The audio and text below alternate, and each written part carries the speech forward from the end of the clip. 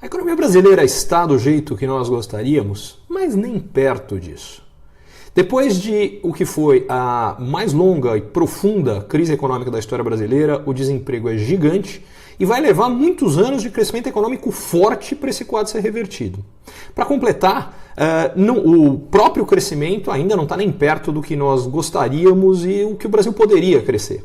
Agora, ao contrário do que a enorme maioria das manchetes que se vê sugere, não só a economia está sim se recuperando, mas ela está se recuperando num ritmo cada vez mais forte. E a gente teve um indicador exatamente nessa linha que acabou de sair, que foram as vendas de varejo de março no Brasil, medidas pelo IBGE. O crescimento em relação a março do ano passado foi de 6,5%, o maior crescimento em 4 anos. Mesmo quando a gente pega o dado do mês em relação ao mês anterior, descontando a sazonalidade e anualiza esse dado, o crescimento no mês foi 0,3%, que se sustentado ao longo de todo o ano, todo mês crescendo nesse ritmo, dá um crescimento no ano próximo de 4%, que aliás é o crescimento acumulado que nós temos nos últimos 12 meses. Em outras palavras, um ritmo de crescimento que a gente está falando alguma coisa entre 4% e 6,5%, 7%, não está nem perto do que seria o ideal, mas está muito longe de ser fraco, muito pelo contrário. E isso vem acontecendo com praticamente todos os indicadores. A gente tem uma recuperação sim aos trancos e barrancos, e não podia ser diferente com toda a incerteza eleitoral que existe no Brasil, com a dificuldade ou quase a impossibilidade de aprovação de reformas absolutamente necessárias em um ano de eleições,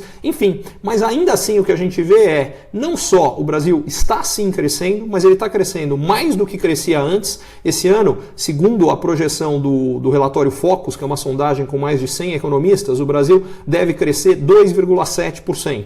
De novo, longe do ideal, mas é bom lembrar que o ano passado o crescimento foi de 1%, portanto a gente vai crescer mais. Segundo, mais do que os próprios economistas acreditavam no final do ano passado. Eles achavam que o crescimento nesse ano não passaria de 2,2%. Então esse é exatamente o ponto. Nessa fase de recuperação que nós estamos, normalmente acontecem duas coisas. Primeiro, o crescimento se acelera, ou seja, o crescimento daqui a um ano tem tudo para ser maior do que agora. E segundo, ele se acelera mais do que as pessoas imaginam. É o que eu falava, a expectativa é uma, o crescimento acaba sendo maior. Já aconteceu ano passado.